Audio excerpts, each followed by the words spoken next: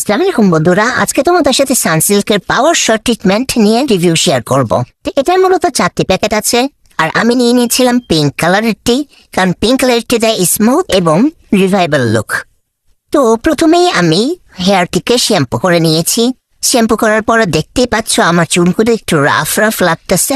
আসলে শ্যাম্পু করার পর চুলগুলো কিরকম যেন উপরে উঠে উঠে আসে এবং অনেকটা রাফ হয়ে যায়। আর তারপর এই থিকনেসটা দেখাচ্ছি তোমাদেরকে। কন্ডিশনারের মতোই, কিন্তু কন্ডিশনারটা একটু পাতলা হয় আর এটা অনেক ঘন ছিল, আর এটার ঘ্রাণটাও অনেক সুন্দর ছিল। তো এটা কন্ডিশনারের মতো করেই আমি চুলের উপরে এবং নিচের দিকে লাগিয়ে দিচ্ছিলাম, স্ক্যাল্পে যেন না লাগে।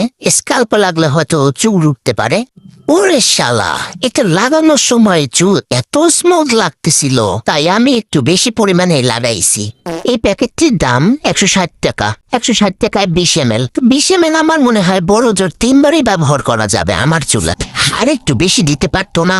তো এটি লাগায় তারপরে 10 মিনিট অপেক্ষা করতে হবে। 10 মিনিট পরে চুলটি ধুয়ে মুছে আসলাম।